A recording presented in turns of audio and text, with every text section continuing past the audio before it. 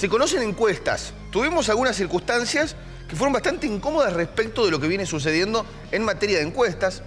Vale recordar parte de lo que sucedía, entre otras cosas, en las últimas elecciones, donde los números no fueron los acertados.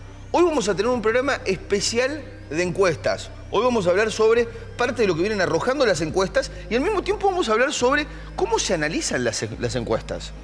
Lo tenemos a Norman Berra aquí con nosotros. Norman, gracias por esta visita. Él es especialista en encuestas, él es analista de encuestas y vamos a charlar un poquito sobre el escenario político que hay hoy en Córdoba, en la ciudad y también en la nación, sobre qué vienen arrojando algunos de los números y cómo se estudia una encuesta, cómo se analizan esos resultados. ¿Cómo estás vos, Norman? Dale, muy bien, muchas gracias por la invitación.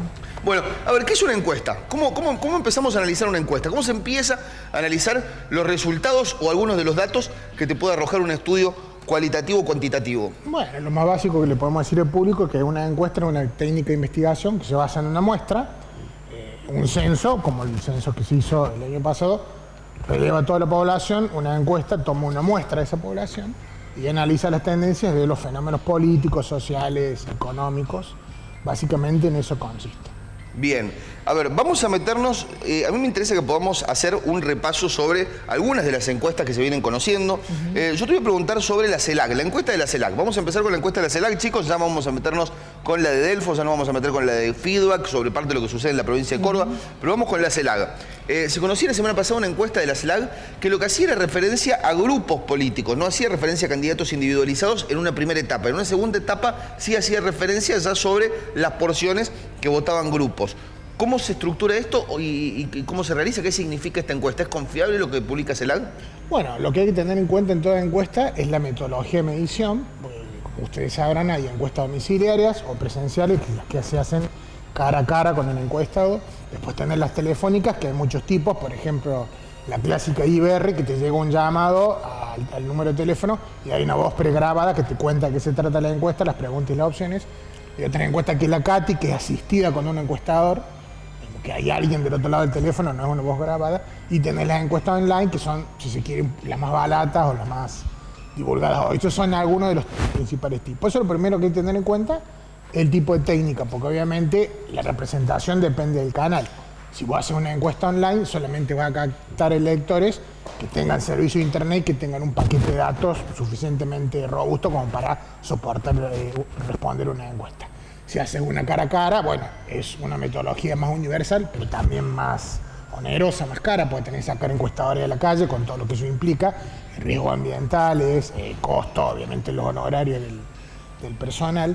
Y después tenés las telefónicas, que la IBR obviamente es más económica que tener un encuestador en un call center llamando. Es una primera consideración que tiene que ver con la validez metodológica y con la representación.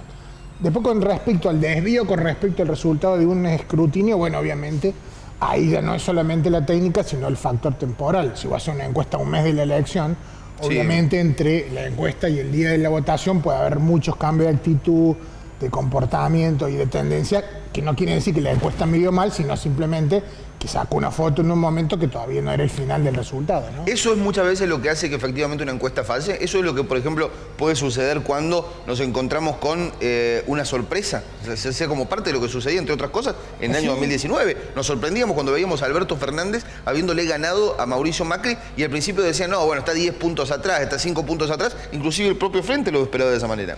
Bueno, de hecho, esa elección fue muy interesante porque fíjate que fue una de las primeras que demostró cómo algunas técnicas se habían acercado más al resultado. Las presenciales se acercaron más al resultado. Hubo una diferencia entre lo que sucedía con todas las encuestas telefónicas y las encuestas digitales respecto de las encuestas presenciales. Las encuestas presenciales habían podido acercarse o anticipar lo que no anticipaban el resto. En esa elección en particular se acercaron mejor. ¿Y esto por qué? Porque a veces las encuestas online, por ejemplo, te representan mejor a los núcleos duros. Por ejemplo, una encuesta online te representa mejor a los votantes intensos. ¿Qué candidato o precandidatos tiene votantes intensos? Bullrich, Milei, Cristina. Por ahí Larreta o Schiaretti tienen votantes más moderados. Entonces, una encuesta online por ahí los tiende a subrepresentar y sobrerepresenta más a los otros. Por eso, digamos, tenés ahí un dato que es, primero, la volatilidad electoral. Conforme se acerca la elección, hay más gente que toma la decisión, entonces una captura de hace 10 días puede ser menos fiel del resultado final que una tomada 2 días antes. Lo tenés un 10 o un 15% del electorado que termina tomando la decisión del voto incluso los últimos 2 días o incluso el mismo domingo de la elección. O sea que ¿Hay gente que decide el mismo día? Sí, nosotros hemos hecho encuestas de boca de urna hace 20 años que venimos haciendo y vos preguntas, una de las preguntas de control que vos haces en ese estudio, porque vos además comparas tu boca de urna con tu última encuesta, a ver cuán acertado estuviste, y le preguntás a los electores cuándo tomó usted la decisión de voto, hace un mes, en los últimos 15 días, en los últimos 7 días, o lo tomó hoy mismo. Y tenés un día, un 15, que te dice que lo decidió el mismo domingo, o sea que vos... ¿Por eso se envían algunos de los políticos a votar temprano? Bueno, claro, eso tiene que ver con la movilización del aparato político, porque cuando un político o una fuerza política te contrata una boca de urna, también le sirve la boca de urna para ir monitoreando si el aparato político, lo que se llama aparato, está movilizando electores o no. Si vos en el primer corte de las 10 de la mañana le decís, che, mirá que estamos perdiendo feo, hay que mover el aparato porque evidentemente no se está moviendo. Estamos hablando de la fuerza política que tiene la capacidad de contratar una boca de urna que por ahí no es una fuerza minoritaria, ¿no? Pero claro, es un monitoreo también del día de la elección y es una anticipación del resultado antes que vos tengas, obviamente, los resultados. ¿Cuánto sale una encuesta? ¿Son caras las encuestas? Quiero decir, una encuesta de 1000 casos. Vamos a tomar. ¿En 1000 casos está bien para medir lo que pasa en Córdoba, ciudad, por ejemplo? Sí, incluso podría ser más chica. Podría ser más chica. Sí, en Córdoba ciudad puede hacer una encuesta de 500, 700 casos. ¿Y cómo ya si es provincia, tiene que ser de 1000 para arriba. 1000 para arriba. ¿Cuánto cuesta una encuesta? Y lo que pasa es que el costo varía mucho porque la domiciliaria es infinitamente más cara que una telefónica o una online. Una online vos colgás el formulario en un sitio, en una plataforma virtual, o te llega por WhatsApp el link y vos entras y el costo unitario de esa encuesta es relativamente accesible. Ahora, si vos querés una encuesta presencial de 1500 casos, con encuestadores en la calle, con un cuestionario de 40, 50 preguntas, y bueno, ya el costo es mucho más alto, porque de entrada... ¿De cuánto estamos hablando, más o menos? Y yo te diría que tenés que partir de un costo unitario, de lo más barato a lo más caro, y de 500 para arriba por costo individual. 500.000 por cada encuesta. No, de 500 pesos individual el contacto. Estamos hablando de lo más barato que existe. Bien. De ahí para arriba, digamos... 500 pesos por cada uno de los... Sí, yo te diría un rango entre 500 y 1000, pero las metodologías más baratas. Bien, con lo cual, más caras son entre mucho 500 y más. 1000, con lo cual podríamos estar hablando de un caso de 500 encuestados, 250.000 pesos lo más barato, 500.000 lo más caro que se pagaría. Claro, una cosa, eso es un rango. Bueno, pero para una fuerza importante, vamos a decirlo de esta manera, para una fuerza importante, poder acceder a 500 lucas, pesos, es algo habitual. Poner a hacerlo todas las semanas. Es accesible, pero de nuevo, te vuelvo al mismo tema. Che, si vos querés mayor nivel de precisión, un error muestra más controlado, y bueno, vas a tener que elegir la metodología más cara. Y si vos me decís no tengo esos recursos, bueno, entonces te ofrezco una paleta de opciones más económicas, pero tenés que saber que el error muestral va a ser más alto, que por ahí el nivel de aproximación no es tan bueno, obviamente no va a poder hacer tantas preguntas. ¿En cuántos casos más o menos se basó, no sé si recuerdas, la encuesta de CELAC? Estaba en 2000 casos, ¿no? Sí, una cosa así. Esa es una encuesta nacional. Vos una encuesta nacional, con menores cantidades de casos, va a haber encuestas de 1000, 1200 casos. Pero las nacionales, entre 1500, 1800, 2000 casos, una buena muestra, digamos. ¿Hay alguna manera de que una persona, de que un político pueda tener un diagnóstico real, concreto, casi sin error, sin margen de error, sabiendo efectivamente lo que va a suceder un domingo? Digo, un miércoles, yo voy a disputar el domingo las elecciones provinciales. ¿Hay alguna manera de que, no importa cuánto me cobres, tráeme lo que va a pasar concretamente? Y lo que pasa es que lo que va a pasar es el día del boca de urna, en realidad. El error del Porque boca tenés de un urna, montón de gente que decide el mismo día. Claro, por el 10 o el 15 que toma la decisión en el último día. Eventualmente, si en esa elección en particular el electorado ha sido no tan volátil, capaz que el último cierre que hiciste, miércoles, jueves, viernes... Y sobre lo que van a decir el domingo, sobre el electorado que va a decir el domingo, ¿no se puede sacar un muestreo? ¿No se puede decirle, bueno, hacé cuenta que es domingo y te ponemos esto? ¿Qué elegís? No, es que de hecho cuando vos haces la encuesta te preguntás como si la elección fuera hoy. Por eso la foto es un momento de hoy. Vos le preguntás, si la elección del 25 de junio, que es el domingo, fuera hoy lunes, ¿cómo votarías vos? Vos lo ponés en situación de votar hoy. No le preguntás cómo va a votar el domingo, pues si vos le preguntás cómo va a votar el domingo, el nivel de incerteza es más grande. Bien. Siempre lo ponés en situación. Si la elección fuera hoy, presidente, ¿usted qué votaría? Intendente, gobernador, la paso.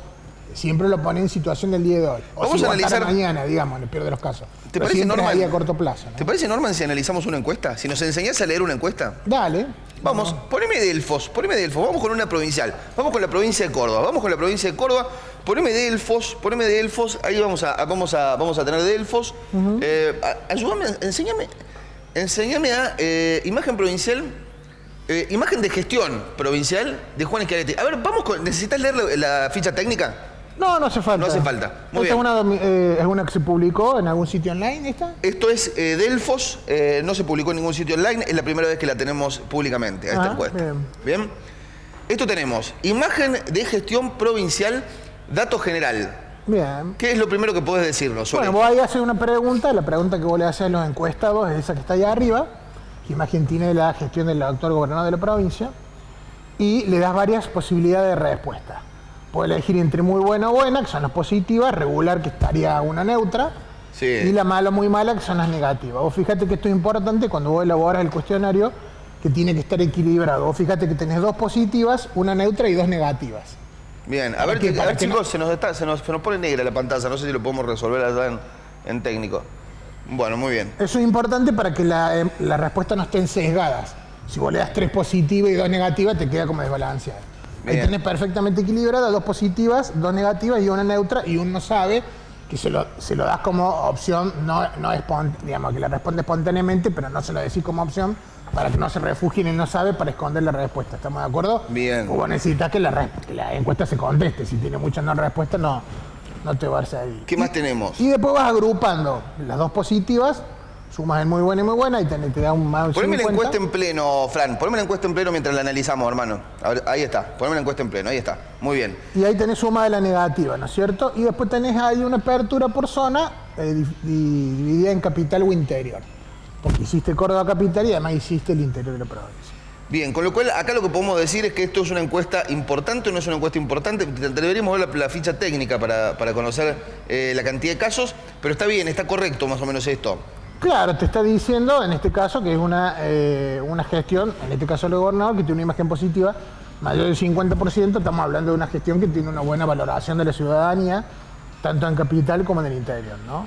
Muy bien, muy bien. Esto es lo que tiene que ver con la imagen de gestión provincial de Juan Schiaretti. Vamos, meteme con intención de voto. Vamos con intención de voto. Vamos con lo que tiene que ver con intención de voto. A ver, fíjate si me podés pasar un poquito parte de lo que tiene que ver o parte de lo que... Ahí está. Vamos con esto. A ver, poneme esto. Poneme esto que me estás mostrando ahí en pantalla, Fran querido, que tiene que ver con...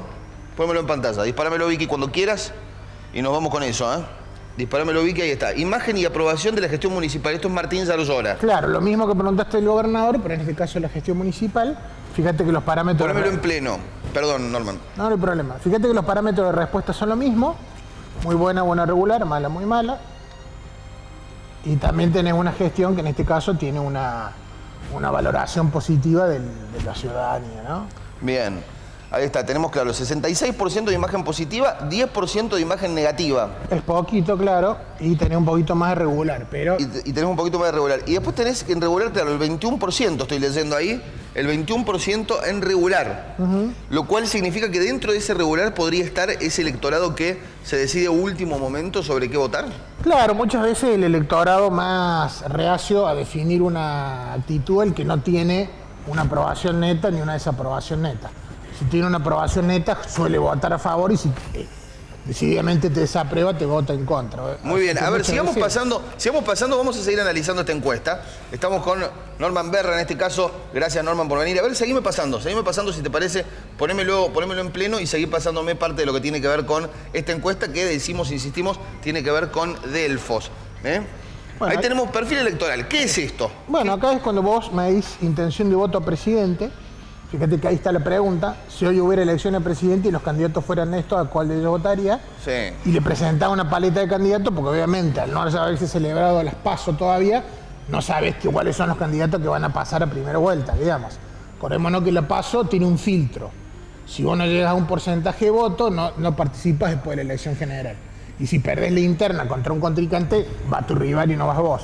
Es impresionante este número, ¿no? Lo tenemos a Juan Schiaretti con el 39% en Córdoba, ¿no? Por supuesto. Esto es Córdoba provincia. Esto es Córdoba provincia. Juan Schiaretti con el 39%. tenemos a Javier Milei con el 20%, en este caso 18 puntos de diferencia. Bullrich con 12,4 tenemos allí. ¿Y qué más tenemos? Y bueno, Sergio Massa 3,6. Ahí lo tenés a Larreta con 7, si no veo más. A Sergio Massa lo tenés con casi 4. Lo tenés a Guado de Pedro con 1,5. En esta grilla ya no están ni Mauricio Macri, ni Cristina Fernández, ni María Eugenia Vidal, digamos, los candidatos que se van bajando. Ya no participan. Me falta Horacio Rodríguez Larreta a mí acá, ¿no? No, sí está ahí. Ah, está ahí. Tiene casi 7%, bien, si no veo mal. Bien, o sea, bien. tiene Bullrich 12,4 y Rodríguez Larreta 7%, 6,9 redondeando. Bien, ahí está. Bueno, obviamente, esto es un escenario de paso. Después, cuando en la paso se va a saber si gana Bullrich o gana Larreta, y ahí se medirá un candidato de esos para la primera vuelta. Es alto, ¿no? Norma, es alto lo que saca Javier Milei, ¿no? Para ser una fuerza tan nueva, 20%. Claro, y en Córdoba mide bien, vos fíjate que mide 20 puntos. 20 puntos, pero a nivel nacional mide 30. A nivel nacional mide 22, 23, 25, según la encuesta que ¿Puede salir primero?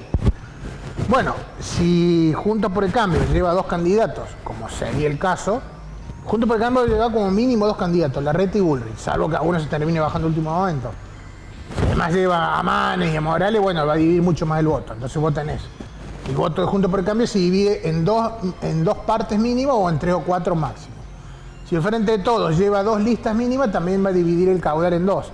O sea que tranquilamente en ese caso Milei podría ser el candidato como individuo más votado. Bien, ahí está. Ahora que volvemos a sacar la pantalla, ahora que se nos arregló el tema pantalla, chicos. Que cuando se nos arregla, lo tocamos y se nos arregló. No pasa nada, olvídate. Muy bien, ahí está. Subime y poneme la parte, subí Lu, y poneme la parte de la ficha técnica. Quiero conocer la ficha técnica para que nos explique cómo funciona este tema. Efectivamente acá, Norman, respecto de cómo leer una encuesta. Ahí está, todo este es el documento oficial, no es el documento de la encuesta. Claro, esto es un PDF de un informe. Bien, ahí está. Ficha técnica. En esta ficha técnica, léeme un poquitito acá vos, Lu. Es una investigación sistemática y cuantitativa en Córdoba. Poneme los casos, a ver cuántos casos. Son 1880 casos, ¿no? Claro. Ese es el tamaño. El reglamento se hizo entre el 10 y el 12 y el 17 de mayo, en este caso, con lo cual es muy reciente y es una encuesta directa e individual. ¿Qué quiere decir esto, Norman? Que se hizo de manera directa con cada encuestado. Presencial, que no fue telefónica ni fue online, exactamente. Con lo cual sería esta. En 1800 casos en la provincia está bien el número. Claro, en toda la provincia de Córdoba. Bien, ese es un número importante, digamos. Claro, el número que te permite dar una representación a la capital de la provincia y al interior provincial también, suficientemente amplio como para que el margen de error esté controlado, ¿no es cierto? Bien. ¿Y por qué decimos margen de error? Esto es técnicamente importante. Esto es importante ¿por qué? Porque a veces la gente cree que el margen de error es la diferencia entre lo que vos decís que pasa y lo que va a pasar. Sí. Y no es eso. El margen de error es la diferencia entre muestrar o censar. ¿Se entiende? ¿Cuál es la diferencia? Si vos haces un censo, sí, no tenés margen de error porque le preguntaste a todo el mundo. Sí. El censo poblacional no tiene margen de error muestral porque no tiene muestra. Todo el mundo responde, digamos. O todo el mundo está incluido en el censo. En una encuesta, como vos no le preguntas a toda la población, sino a una muestra de población, necesariamente tenés error muestral. En este caso el error muestral era 2 puntos y pico, ¿se entiende? O sea que el error muestral interviene siempre que vos tengas una muestra, incluso aunque la predicción que la encuesta estuviera acertara perfectamente. Bien. No hay error muestral 0 en una muestra porque bajo siempre hay 2 muestra. puntos. Y porque es una muestra grande, 1800 casos, exactamente. Bien. Estamos hablando sobre encuestas, estamos en un especial encuestas aquí en Succession. Bueno, voy a preguntarte si pensás, ya para meternos en el cierre de la nota, si pensás que se van a encontrar algunas metodologías o algún mecanismo que pueda darnos una precisión más alta en los próximos años de las encuestas, o cómo crees que es el futuro de la medición de datos y del análisis de datos. Bueno, es una pregunta interesante porque se usa mucho lo que ahora se llama social listening, que le escuchan en redes sociales. Esto es, vos no haces una encuesta, sino lo que haces es prender tus motores de seguimiento para ver qué se dice en redes. Por ejemplo, qué se dice en Twitter, qué se dice en Instagram, qué se dice en Facebook. Y a partir de ahí ver, por ejemplo, qué candidatos son los que generan más interés. Y eso te funciona como un proxy aproximado, valga la redundancia, de la intención de voto.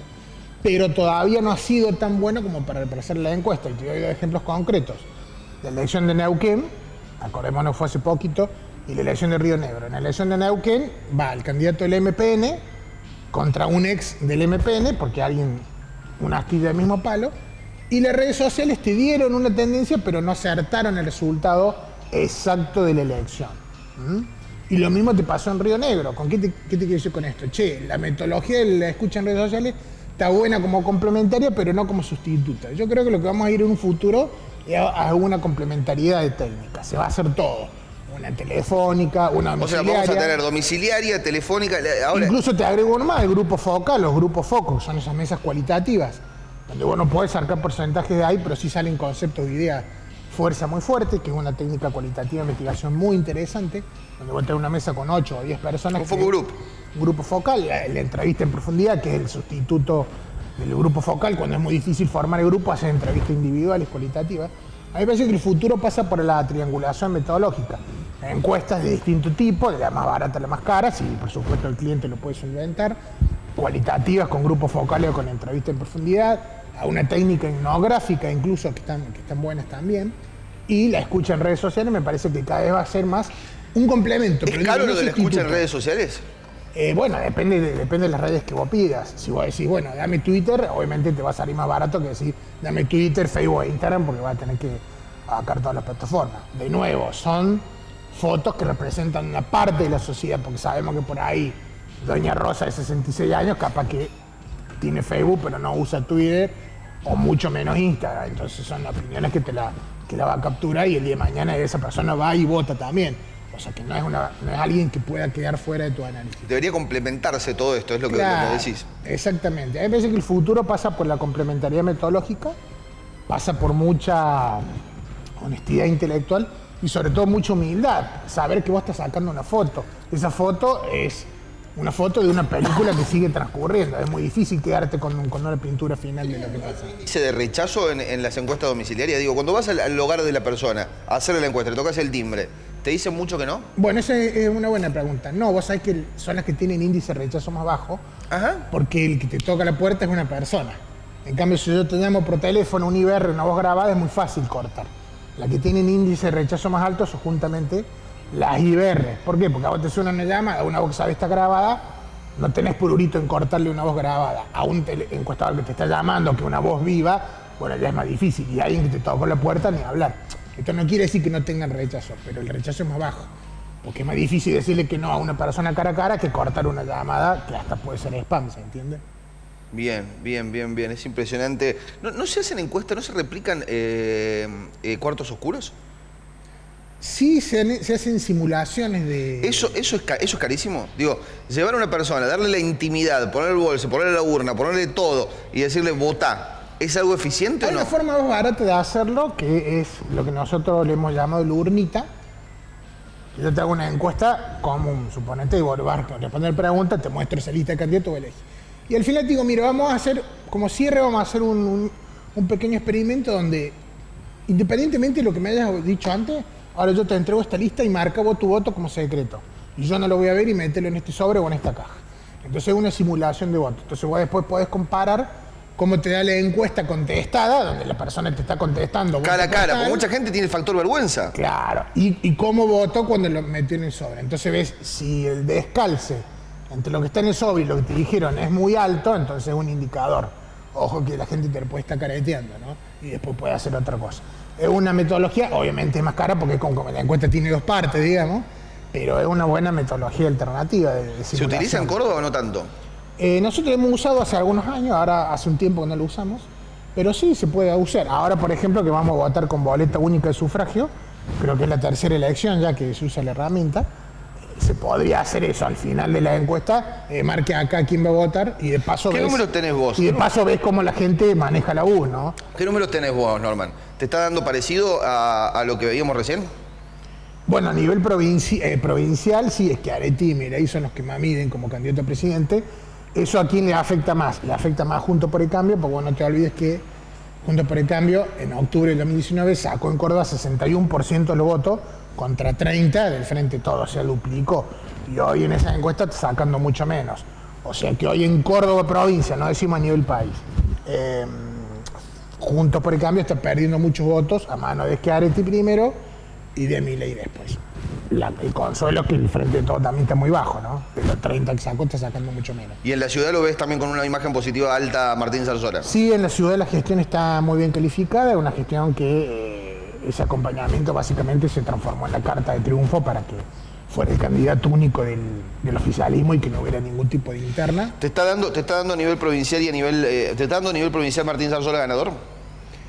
En general, las encuestas que la propia y la de colegas son coincidentes. 10 puntos por debajo, juez. Y sí, en un promedio de 40-30. De todas formas, hay que ser prudente, como dije.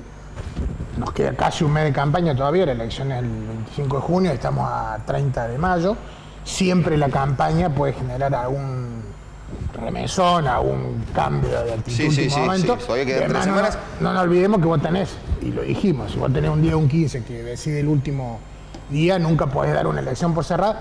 Podés dar una elección por cerrada cuando las ventajas son de 20 o de 25 puntos, como fue en 2019, ¿no? Donde Schiaretti sacó más del 50. Sí, claro, esa era una elección coordinada. En este caso, claro.